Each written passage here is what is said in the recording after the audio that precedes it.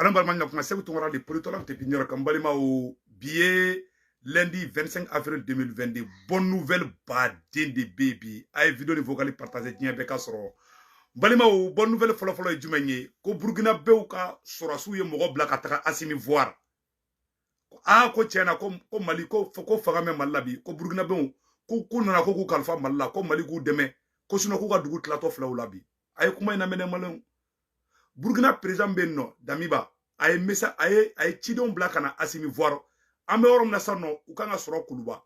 Una depuis vendredi don bida anya ye journal la ka foko Burkina Bew ye délégation de Burkina kana Assimi voir ku mogo be Assimi ka demela. Oye bonne nouvelle folo ye. Bonne nouvelle o ba ira ka fo Assimi ka baraka yi bilay. Ayo tekeli nyoma madro. Balma bonne nouvelle flana fana jume tukuni. Kunu utaranga county. Mbalimao o yanga county utaranga anga kaun yoro do ci ka kamikaze uke. Mbalimao a terrorisme munu nye baraka munu klaru la fo bolla.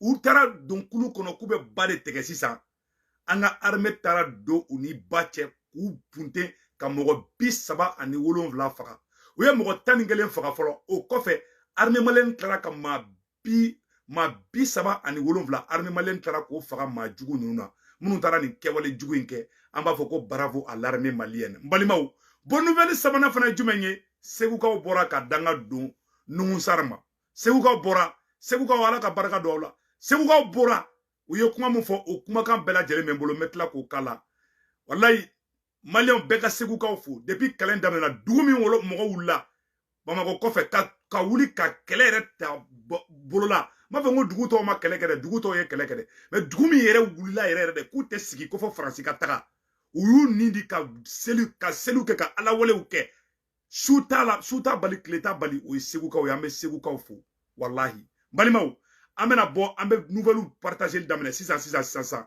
an y'o de fɔ a bɛɛ lajɛlen ɲɛna ni bonne nouvelles de bɛ yen nɔ k'a fɔ maliyɛn cɛ n'a muso denmisɛnnin makɔrɔba ɲɛna a ye vidéo a y'a partager diɲɛ bɛɛ ka sɔrɔ balimaw ok pré-party an bɛ don nouvelle kɔnɔna na sisan nɔ Burkina Bew ka délégation filɛ balimaw u photo filɛ a yɔrɔ la minnu photo bɔ k'u yirila u bɔra Burkina Damiba ye mɔgɔ ci Burkina kana ko kana Assimi voir ko vraiment k'olu kɔnɔna filila balimaw n bɛna yɛlɛ ko dɔ fɔ a ɲɛna Burkina dugu dɔw bɛ yen terroriste de bɛ wuli ka taa fɔ sɔrɔsi jɔlen ɲɛna k'an kana n'aw sɔrɔ yan bilen dɛ ko n'an nana aw sɔrɔ k'an bɛ kodaw kan o dugujɛ se t'u ye o parce que Faransi kɛlen bɛ k'u bali k'u tɛ marifa sɔrɔ donc Burkina sɔrɔsi tilancɛ bɛɛ bɛ fara civil de kan ka dugu yɛrɛ bila terroriste t'u dogo u la dɛ u bɛ taa f'u ɲɛna vis-à-vis de k'a taga ka bɔ yan awa u bɛ taga ka bɔ yen fana koyi awa u mago bɛ mun na fana o fana bɛ kɛ donc balimaw o nouvelles de bɛ yen. Vive le Burkina Faso, vive le Mali, c'est le même pays.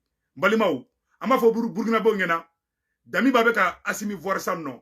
Donc an bɛ dugawu kɛ Ala ka to Damiba ka kɛ Assimi ɲɔgɔnna si ye. Ala ka to Burkina président a ka kɛ Assimi ɲɔgɔnna si ye. Assimi kɛra kalo yelen de ka africain bɛɛ ɲɛ yɛlɛ mais Assimi i hakili to i yɛrɛ la dɛ. Ni kɛra tan cogo la dɔrɔn Faransi t'i to yen, Amérique t'i to yen, a Occidentaux jamana si t'i to yen. Awa i ma CNT ye.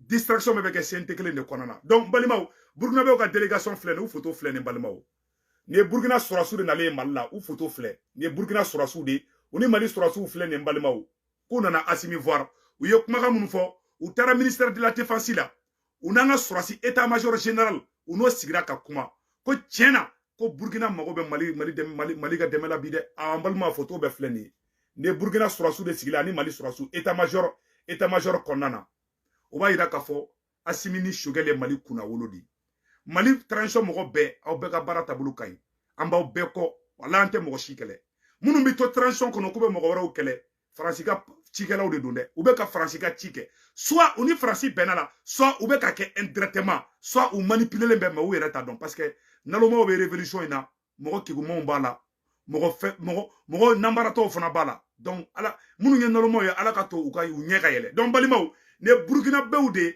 u nana an fɛ yen ko sécurité awa article min sɛbɛnnen don a kan an bɛna article kalan aw na an bɛ jɛ kalan mɛ ɲɔgɔn fɛ balimaw yanni an ka don o yɔrɔ la an ka sɔrɔsiw ye fagali mun kɛ an ka sɔrɔsiw ye terroriste bonne nouvelle fana sabanan ye mun ye balimaw ko Tombouctou Raoult k'u taara k'u bɛ taa préfet de ta préfet n'o ye commandant de cercle ye balima ko terroriste tara ko be taga préfet de mine ko enlever Mali surasu est riposte ke ka taga ko sauver a sɛbɛnni filɛ yɔrɔ la ko urgent Tombouctou Rousse tentative d'enlèvement du préfet adjoint la préfet ka adjoint de Doaba Ketou de Raous à l'instant. Heureusement, les forces armées maliennes en garde ont vigoureusement riposté. Affaire à suivre. Balimaou. Ayen yoro la jere de haute menen ko fe ka bala tukuni.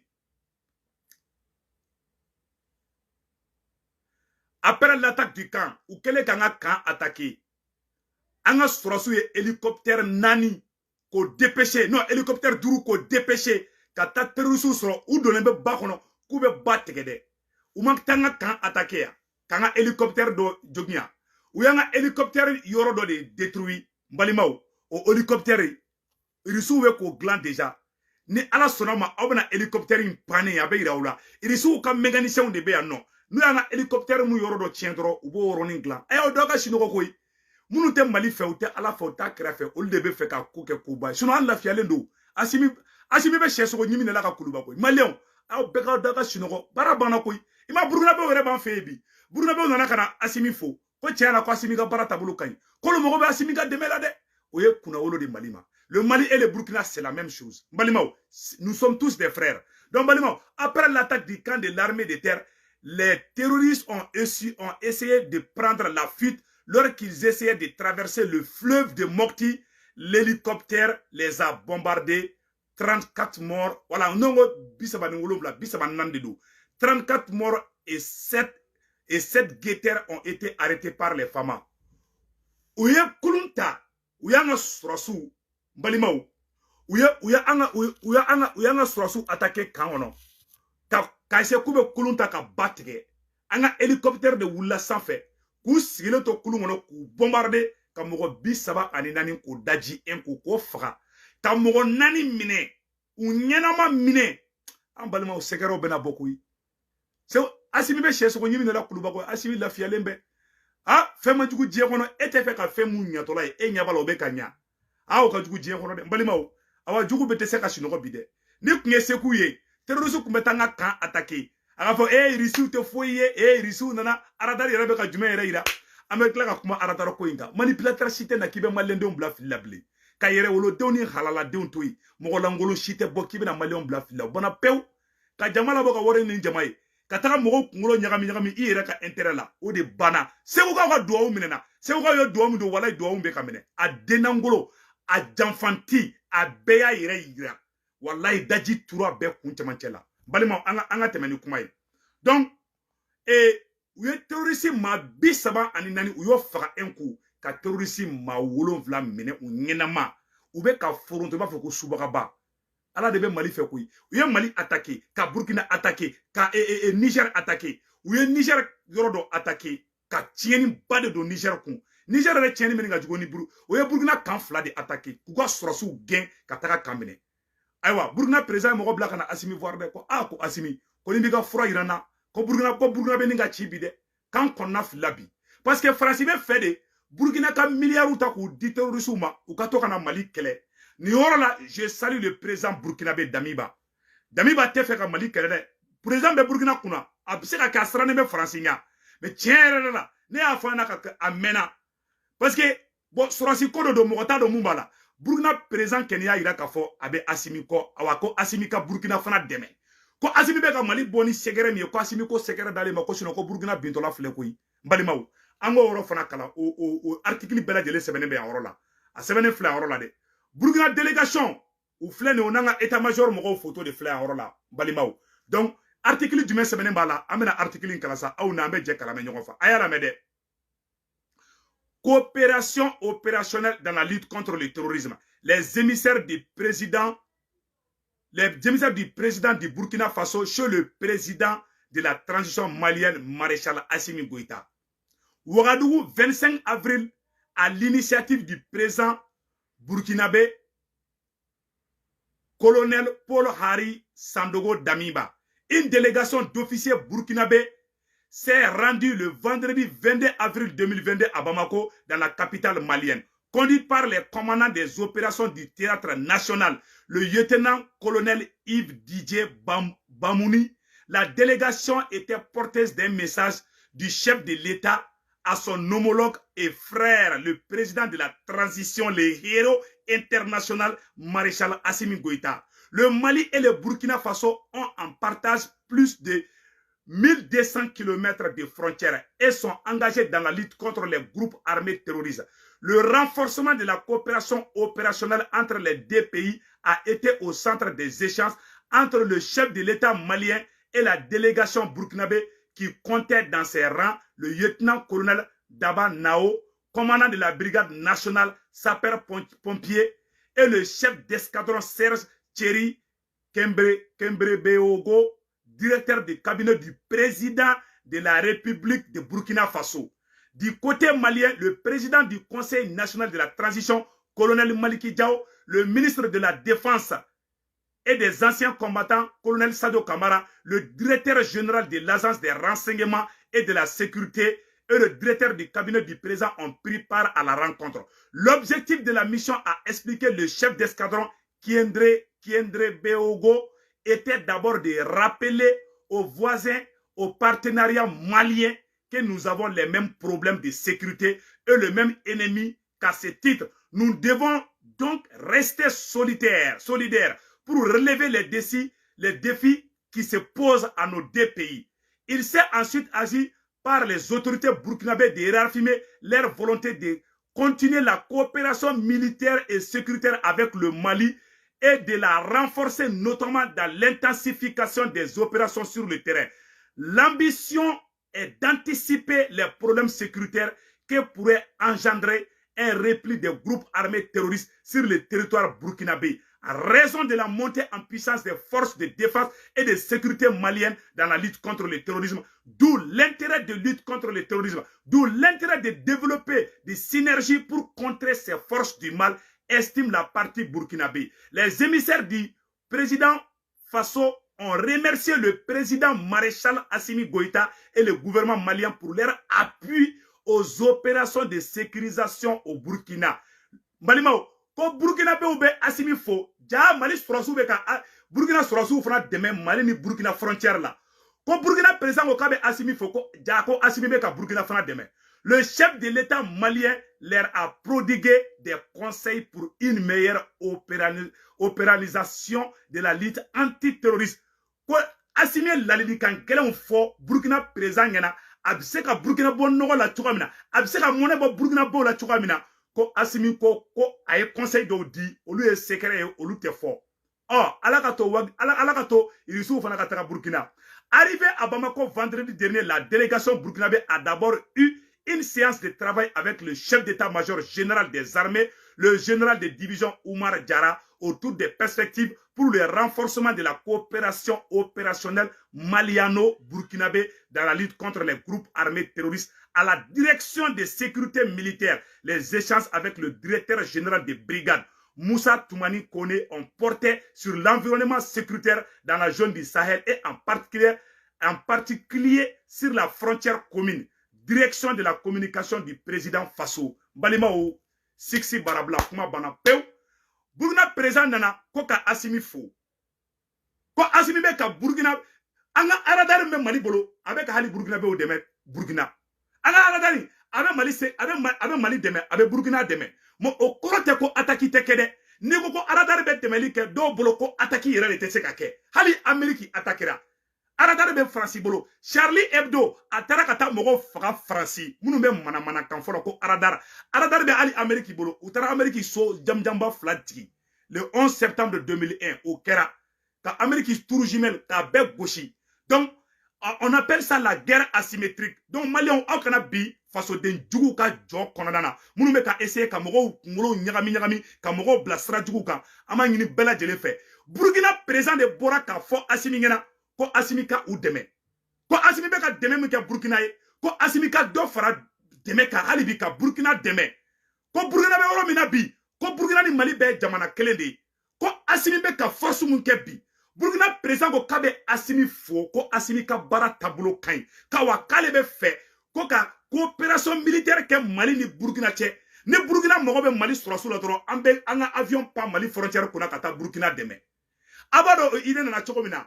France 24 ni RFI de bora ka galon tigɛ ka nɔrɔ Burkina surasiw la k'u bɛ ka taa civiliw faga. Burkina président b'a dɔn a bɛ yɔrɔ min na bi. N'a min ɲɛsin Assimi ma a ka fanga de bantɔla filɛ nin ye. Burkina bɛ wulila ka kɛlɛ. France 24 RFI olu fana kɛlen bɛ ka pression de kɛ Burkina président kan bi. Pour que Burkina diyagoya yɛrɛ la n bɛna secret fɔ ɲɛna bi. France ne fɛ diyagoya de la olu ka kan ka sigi Mali ni Burkina frontière la. Burkina président kura in bannen bɛ dɛ an bɛ yɔrɔ min na ko bi dɛ. Attaquer kun de filɛ nin ye a secret de fɔlen filɛ aw ɲɛna. Sisan Burkina bolila ka ni kalifa Assimi de la sisan. Parce que u ko Assimi ni Irisiw bolo bɛ ɲɔgɔn bolo. Burkina président jatigɛlen bɛ bi. N'i ye bananku bila kɔnɔ bi a bɛ sisi. A ko ka mɔgɔ bɛ Assimi la. Ko Assimi ka dɛmɛ. Ko ka Burkina sécuriser. An b'o yɔrɔ fana na tuguni balimaw. U bɛna secret dɔ fana fɔ na ka bon hakili ma. Burkina ni Mali frontière yɔrɔ la. Mali surasiw bɛ ka opération kɛ bi. Mali surasiw bɛ ka Burkina surasiw dɛmɛ bi. Dogo ni dogo la. Burkina président de ko k'o bɛɛ bɔ dogo la pewu. Ko ka kɛ kɛnɛ kan k'a y'a kalifa Assimi la dɛ. Burkina surasi ɲɛmɔgɔ bɛɛ bɔra Burkina kana Mali kɔnɔ. Balimaw ni ɲɔgɔn ma deli ka kɛ. Bilayi talayi. Burkina surasi ɲɛmɔgɔ bɛɛ a bɛɛ bɔra Burkina a bɛɛ nana Mali kɔnɔ. U bɛɛ bɛ Mali kɔnɔ an bɛ yɔrɔ min na bi. Burkina surasi ɲɛmɔgɔ bɛɛ a surasi garadelen ɲɛmɔgɔ bɛɛ minnu b'u ka surasiya la a ɲɛmɔgɔ bɛɛ y'a bɛɛ bila kana Mali kɔnɔ. U nana conseil ta Assimi ye. Bon Mali de Modibo Keita o de bɛ ka sigi bi. Assimi ye Modibo Keita ka Mali de sigi Mali ma bi. Mali ka yɛrɛma hɔrɔnya o de bɛ ka sigi Mali ma bi. Donc Maliens soyons fiers du président Assimi. Baara taabolo ka ɲi. Balimaw nouvelle demande dɔ bɛ yen nɔ Segukaw bɔra ka jigin Nungusara kan. An bɛna Segukaw fana ka fɛn kala. Donc an b'a fɔ bravo au président Assimi. Baara taabolo ka ɲi. Baara ɲɛna. Non. Foyi tɛ ka plaigner. An ka dɔn Segukaw dɔw don Assimi ye dɛ. A ye dɔw don dɛ.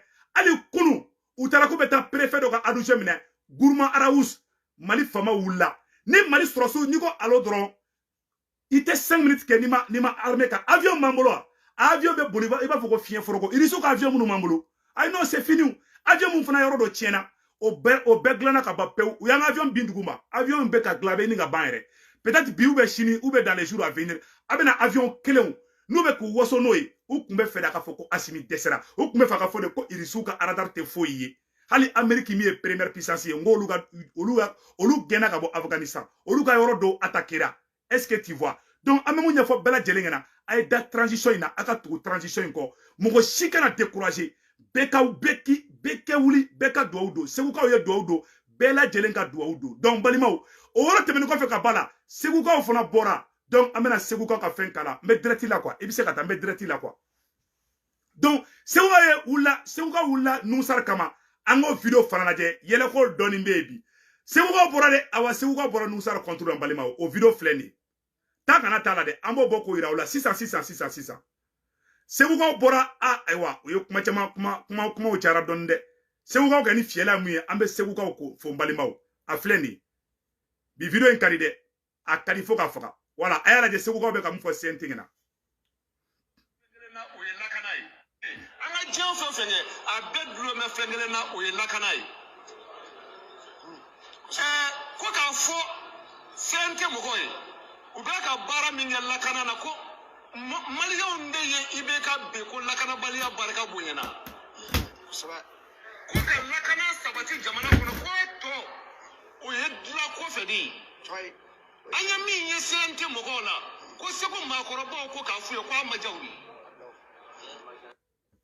Segu maakɔrɔw ko CNT ye mun kɛ k'a ma diya u ye an ka kuma tɔ lamɛn. E k'a jira ko ale ye Faransi ka ciden de ye Mali kɔnɔ. Segu maakɔrɔw ko k'u b'a ɲini Ala fɛ ko Ala kana Nungusara kɛ foyi ye Mali kɔnɔ bilen.